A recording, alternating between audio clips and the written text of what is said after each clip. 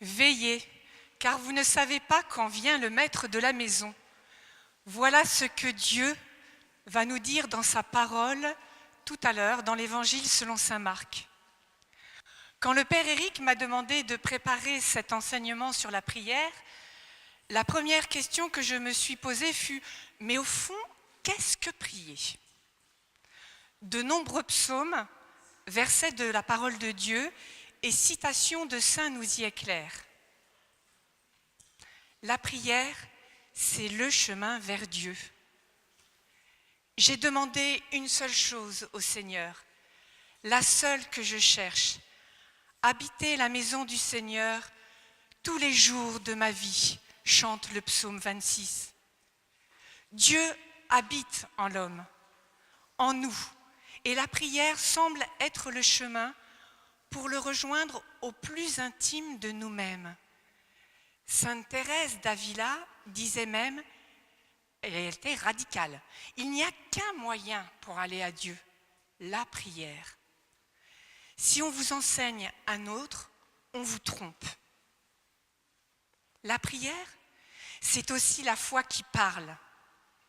Si je désire rejoindre le Seigneur, c'est qu'au préalable, je crois en un rapport possible avec Dieu. Et si je crois, alors je pose un acte de foi.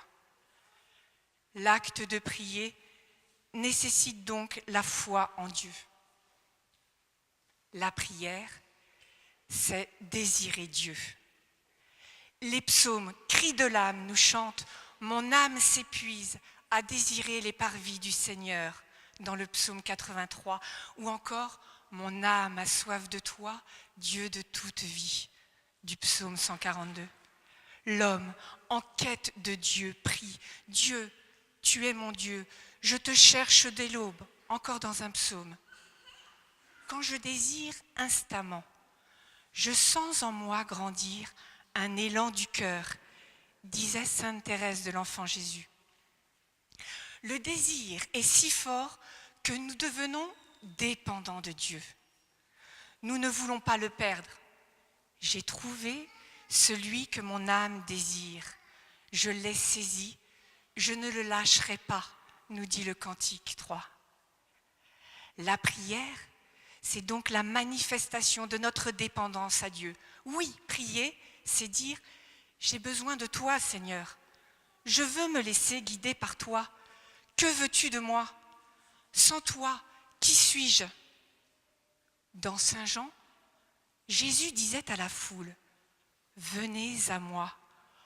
Hors de moi, vous ne pouvez rien faire. » Si je suis dépendant de Dieu, mes journées sont donc une prière continuelle. Et pourtant, je ne suis pas 24 heures sur 24 en connexion directe avec Dieu. Saint Augustin nous dit « Prier, c'est maintenir le désir continuel de Dieu. » Pour vivre de Dieu toute ma journée, il est nécessaire de prendre du temps rien que pour lui, de le rejoindre plus particulièrement, de faire Shabbat. Il faut dissocier la vie de prière en deux pôles. Il y a la vie de prière à l'église, en assemblée, et la vie de prière personnelle, dans le secret de sa chambre. Elles vont de pair, elles sont indissociables et plutôt complémentaires. En ce début de l'Avent, avec le Père Éric, nous avons choisi de nous concentrer sur celle qui demande le plus de vigilance et qui est au cœur de notre vie intime, la prière individuelle, ce cœur à cœur avec le Seigneur. Sainte Thérèse d'Avila parlait d'entretien seul à seul, une amitié avec celui dont on se sait aimer. Pour certains, elle semble assez naturelle. Pour d'autres, elle reste difficile à pratiquer. Sans arrêt, nous devons rester vigilants. Mais au fond, pourquoi prier ? Nous prions pour nous approcher de Dieu et communiquer avec lui. Moïse entrait dans la tente d'assignation pour parler avec lui. Moïse se déplace, s'approche de Dieu et rentre en contact avec lui. La prière nécessite un déplacement. Je me décentre de moi-même pour être avec l'autre. Mais alors, dans quel but nous nous approchons de Dieu ? Nous nous approchons de toi, Seigneur, car nous désirons te remercier. Dans les psaumes, les textes bibliques, de nombreux passages nous invitent à prier sans cesse, en toutes conditions. Soyez dans l'action de grâce, nous dit la parole de Dieu. Seigneur, nous désirons te rendre grâce, te remercier pour tes bienfaits. Nous avons le merveilleux exemple de Marie. Et je voudrais redire avec vous la première partie de son Magnificat. Mon âme exalte le Seigneur, exulte mon esprit en Dieu mon Sauveur. Il s'est penché sur son humble servante. Désormais, tous les âges me diront bienheureuse. Le Puissant fit pour moi des merveilles, saint est son nom. Sa miséricorde s'étend d'âge en âge sur ceux qui le craignent. Nous nous approchons de toi, Seigneur, car nous désirons nous émerveiller devant tes œuvres. À ce sujet, j'aimerais vous partager une rencontre que nous avons eue, Tanguy et moi, avec mon oncle frère Raphaël, moine bénédictin à l'abbaye de la Pierre-qui-Vire. Nous étions fiancés, ça remonte à quelque temps, et nous aimions venir nous entretenir avec frère Raphaël. Nous allions souvent dans une salle avec une grande baie vitrée qui donnait sur la nature. Il aimait nous parler des œuvres de Dieu. Quand d'un coup, son regard se figea et que se passe-t-il ? Regardez cet oiseau qui plane.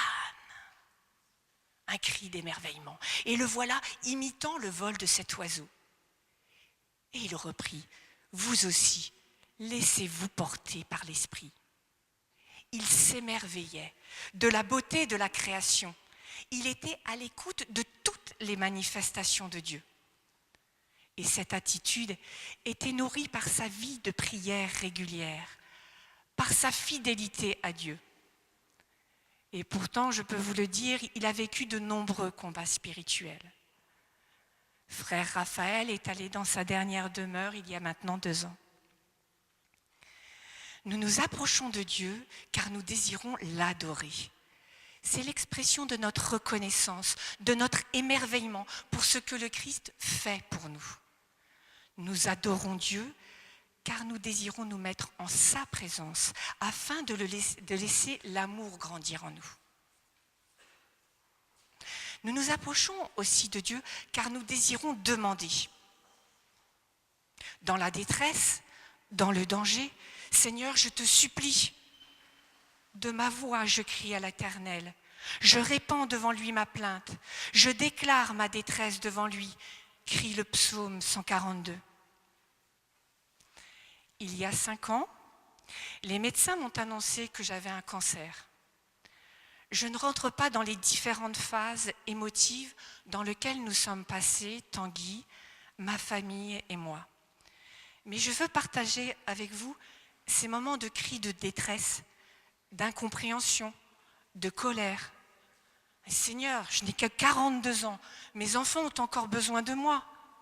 J'ai déjà perdu mon père quand j'étais enfant, alors je ne veux pas que mes enfants vivent ce manque cruel. Tu comprends, Seigneur ? Et puis, Seigneur, j'ai peut-être encore quelques trucs à faire sur terre. Dans toutes nos détresses, le Père plein de tendresse nous réconforte, nous dit la parole dans la lettre aux Corinthiens. Et ce cœur à cœur que j'entretenais avec le Seigneur m'a fait passer cette période dans une relative paix, malgré toutes les angoisses et les inconnus. Les Seigneurs entendent ceux qui l'appellent. De toutes leurs angoisses, il les délivre, nous assure le psaume 33. Ainsi, dans le besoin pressant, Nous pouvons avoir confiance dans la bonté du Père, mais cela ne nous empêche pas aussi d'exposer nos préoccupations, si petites soient-elles. Là, il ne s'agit pas de crier dans une détresse particulière, mais en toutes circonstances, prier et supplier, tout en rendant grâce, pour faire connaître à Dieu vos demandes, nous exhorte saint Paul dans la lettre aux Philippiens. Il nous invite à rejeter sur lui nos fardeaux, nos soucis, à placer devant lui tout ce qui peut nous préoccuper, car Dieu s'intéresse à nous. Nous avons tous fait l'expérience de parler à quelqu'un de nos problèmes. Ça soulage. Mais les exposer à Dieu dans une totale confiance procure la paix. Seigneur, je désire te confier telle ou telle personne. Nous intercédons, c'est-à-dire nous prions en faveur des autres, pour notre famille, nos amis, nos assemblées, pour l'Évangile, notre Église, notre monde. Suppliez donc le Seigneur de la moisson, de sorte qu'il pousse des ouvriers dans sa maison, nous dit saint Matthieu. J'ai voulu aller voir les divers appels de la Sainte Vierge lors de ses nombreuses apparitions. En voici quelques-uns. Priez Dieu pour la conversion des pécheurs. Priez davantage, car l'humanité cherche la paix. Priez pour le pape, les évêques et les prêtres. Je viens soulager les souffrances. Priez beaucoup. Priez, priez, priez. Marie nous demande sans cesse de prier pour les autres. Nous nous approchons de toi, Seigneur, car nous désirons faire ta volonté. Mais, Seigneur, enseigne-moi tes voies. Fais-moi connaître ta route, du psaume 24. Saint Paul, dans la lettre aux Galates, nous invite à prier l'Esprit Saint. Je vous le dis, marchez sous la conduite de l'Esprit Saint. Nous nous approchons de toi, car nous désirons recevoir ta miséricorde, être pardonnés. Nous avançons avec nos faiblesses, nos fragilités. Nous arrivons vers toi, Seigneur, en toute humilité. Le pape François a encouragé à prier avec humilité, non pour se rabaisser, mais pour ouvrir les portes du cœur de Dieu. Cherchez le Seigneur avec un cœur simple, nous conseille la sagesse. Au final, Seigneur, je m'avance vers toi, car je te désire. Je désire te louer, t'adorer, te rendre grâce. Je désire m'émerveiller de tes bienfaits. Je désire te supplier, te crier, te confier, recevoir ta miséricorde. Je désire connaître tes volontés. Je désire te recevoir. La prière est donc une succession de cris, avec des variations différentes, comme un peu en musique, mais dont le thème principal est cet élan vers toi, Seigneur. Ce cri peut être jubilatoire, joyeux, émerveillé, suppliant, désespéré, colérique, et même ce cri peut être sans voix.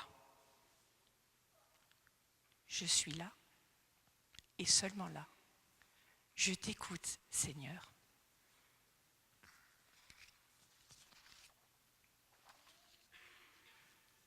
Voyons donc comment poser ce cri. De nombreuses manières de prier existent. Alors voici quelques repères. Le premier, choisir un lieu.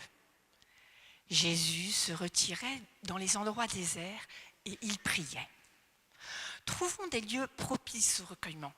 Chambre, église, sommet d'une montagne, devant un paysage, la crèche, un lieu où je me retire, où je me déconnecte des tribulations de notre vie quotidienne, téléphone, enfants, rendez-vous. Le deuxième repère, choisir le moment, la durée. Le lendemain, Jésus se leva bien avant l'aube. Il sortit et se rendit dans un endroit désert. Et là, il priait. Quand je désire retrouver un ami, je planifie, je bloque une date. Alors mon Seigneur, mon ami, quand vais-je prendre ce temps rien que pour toi ? Pour certains, les horaires seront les mêmes tous les jours. Pour d'autres, ils changeront.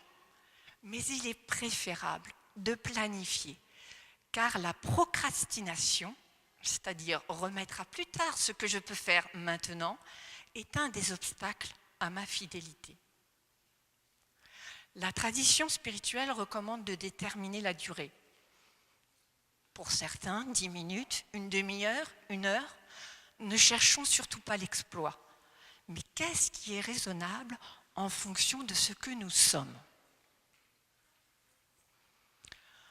Troisième repère, l'attitude du corps.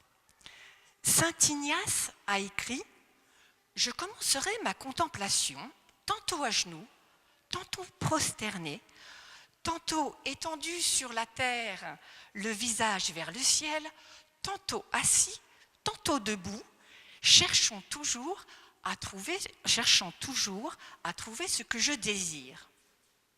Ne minimisons pas la posture corporelle dans cette vie spirituelle.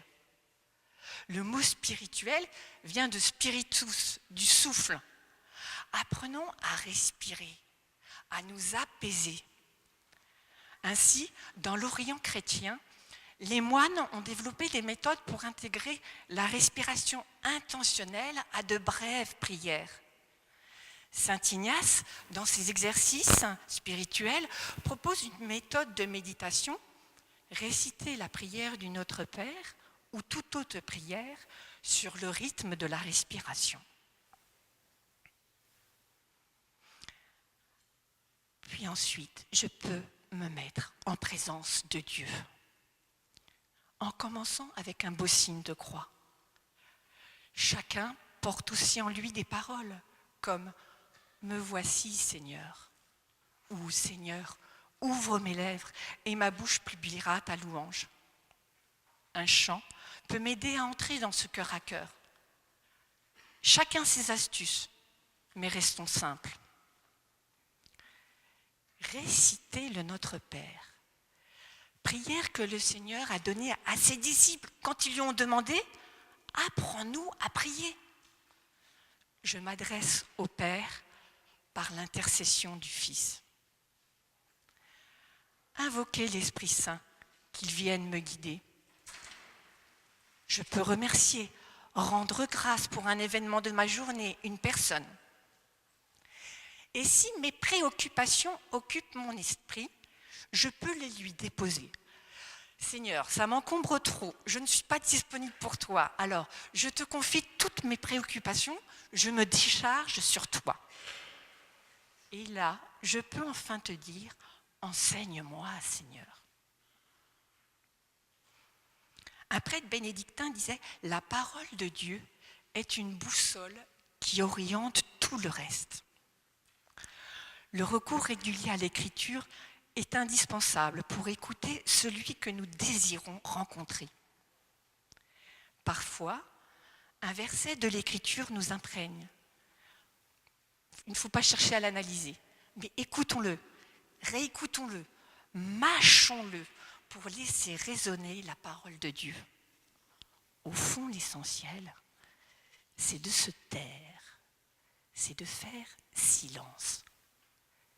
C'est-à-dire arrêter ces bardages incessants en moi pour écouter les paroles du Seigneur et laisser l'Esprit les graver dans nos cœurs.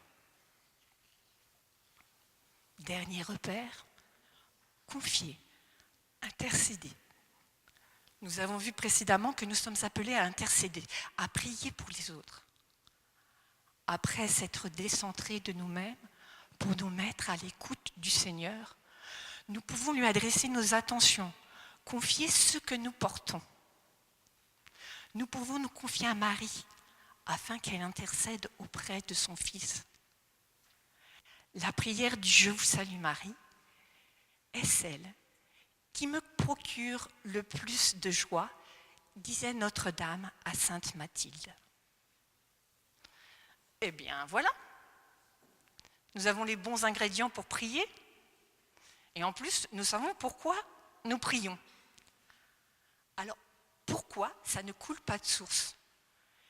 Quelles embûches freinent cet élan? Qu'est-ce qui peut faire obstacle à ma prière? Ah, je n'ai pas le temps. Effectivement, prier, c'est perdre du temps sur son emploi du temps. Ou plutôt, c'est prendre du temps dans sa journée. Posons-nous cette question. Ma relation avec Dieu est-elle essentielle dans ma vie? Je ne ressens rien. De nombreux saints ont connu des nuits spirituelles. Et pourtant, ils n'ont pas cessé de rayonner dans notre monde pour la gloire de Dieu. Prenons l'exemple de Mère Teresa. Dans ses lettres qui ont été publiées, elle évoque de terribles ténèbres, comme si tout était mort en moi, car tout est glacial. Mais elle évoque aussi le choix de croire. C'est seulement la foi aveugle qui me transporte, parce que, en vérité, tout est obscurité pour moi. Au creux de la nuit, la foi de Mère Teresa trouve sa radicalité. Dépouillée, elle apparaît pour ce qu'elle est. Confiance, désir, chemin vers Dieu sans garantie. Nous ne sommes peut-être pas dans ce tunnel, mais combien de fois nous ne sentons rien? Aucune émotion apparaît. Ce n'est pas parce que nous ne ressentons rien qu'il ne se passe rien. La prière porte son fruit, même si elle semble ne rien nous apporter. On peut alors faire mémoire de toutes les bontés de Dieu envers nous, et nous verrons que le goût de Dieu n'aura pas complètement disparu. Ah oui, mais Seigneur, pendant mes prières, j'ai plein de distractions. Je n'arrive pas à les laisser de côté. Comment les neutraliser? Je suis en silence et voilà que le train de mes pensées se remet en marche. Je pense à mon emploi du temps de la journée, à ce que je ne dois pas oublier, à mes rendez-vous, mes contrats, à ce topo que je dois pondre sur la prière, à comment je vais adorer telle ou telle personne. Bref, le train est en marche. Ces distractions nous ressentent sur nous-mêmes et ne nous permettent pas d'être à l'écoute. N'hésitons pas à les déposer devant le Seigneur. Quelques petits trucs pour se recentrer sur le Christ. Une photo, une icône, une image mentale de Jésus. Vous savez, comme une diapo. Je vois Jésus avec ses disciples en train de pécher. Je vois Jésus en train d'enseigner à la foule. Je vois Jésus écoutant sa mère. Je vois Jésus priant seul. Et je vois Jésus sur la croix. Cette diapo nous aide à contrôler les flux des idées mentales et à nous remettre en face du Christ. Je n'arrive pas à tenir dans la durée. La parole de Dieu est toujours là pour nous guider. Dans la lettre aux Romains, il nous est dit « Tenez bon dans l'épreuve, soyez assidus à la prière ». Être fidèle à ce temps de rencontre personnelle avec le Seigneur, c'est le signifier qu'il est le premier dans notre vie. Mais ma prière porte-t-elle des fruits? Ils sont sans doute plus nombreux que nous le pensons dans le monde visible et le monde invisible. Voici le top 4 que Mère Teresa a bien résumé. Le fruit du silence est la prière. Le fruit de la prière est la foi. Le fruit de la foi est l'amour. Le fruit de l'amour est le service. Le fruit du service est la paix. Premier fruit, la croissance de Dieu. Saint Paul, dans sa lettre aux Romains, dit « Or la foi naît de ce que l'on entend. » Et ce que l'on entend, c'est la parole du Christ. Par la prière, il y a une promesse de croissance dans notre relation à Dieu. À travers le Notre Père, Jésus le Fils nous apprend à rentrer dans une relation filiale. Deuxième fruit, la croissance dans l'amour. Jésus répondit, « Tu aimeras le Seigneur ton Dieu de tout ton cœur, de toute ton âme, de tout ton esprit. Voilà le grand, le premier commandement. Et le second lui est semblable. Tu aimeras ton prochain comme toi-même. Notre prière se fait vivante à travers ce désir d'aimer Dieu et mon prochain. Avez-vous jamais pensé que vous pouviez montrer votre amour en donnant peut-être un sourire, peut-être rien qu'un verre d'eau, peut-être rien qu'en restant assis là, à parler un petit moment, nous questionne Mère Teresa. Troisième fruit, le service. Saint Jacques, dans sa lettre, nous dit de manière assez claire, mettez la parole en pratique. Ne vous contentez pas de l'écouter, ce serait vous faire illusion. Et Mère Teresa ajoute, là, au milieu de ces gens, vous pouvez mettre, et je peux mettre mon amour de Dieu en acte vivant. Plus l'amour grandit, plus je désire le mettre au service des autres. Quatrième fruit, la paix de Dieu. La parole nous dit, ne soyez inquiets de rien, mais en toutes circonstances, priez et suppliez tout en rendant grâce, pour faire connaître à Dieu vos demandes. Et la paix de Dieu, qui dépasse tout ce qu'on peut concevoir, gardera vos cœurs et vos pensées dans le Christ Jésus. Je me suis rendu compte que plus mes journées étaient intenses, plus je devais faire cet exercice de m'asseoir. Sinon, j'ai l'impression d'être dans un activisme qui perd de jour en jour du sens. Et étonnamment, j'aborde paisiblement ces denses journées et ce qui devait se faire, se fait, c'est-à-dire l'essentiel, ou ne se fait pas, c'est-à-dire le superflu. J'ai trouvé là mon meilleur secrétaire. Par la prière, le Seigneur nous aide à discerner la volonté du Père sur l'instant présent, sur la journée ou sur des petites et grandes décisions. Il éclaire nos journées. Et il y a encore beaucoup d'autres fruits. Alors sachons les reconnaître et rendre grâce de tous ces bienfaits. Difficile de conclure sur la prière, mais si nous devions retenir une seule chose, prier, c'est aimer Dieu, c'est le désirer et placer toute notre vie devant Dieu pour nos frères. Alors pour finir, je vous propose de prendre le petit livret, et sur ce livret, il y a la prière, une des prières de Saint Augustin. Et je vous propose qu'on la lise ensemble.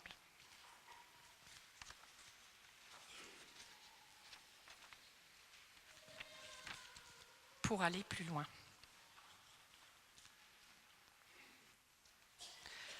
Tu étais au-dedans de moi quand j'étais au dehors.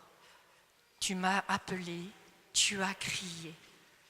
Tu as répandu ton parfum, je l'ai respiré et je soupire maintenant pour toi. Je t'ai goûté et j'ai faim et soif de toi. Tu m'as touché et je me suis enflammée pour obtenir la paix qui est en toi. Ainsi soit-il.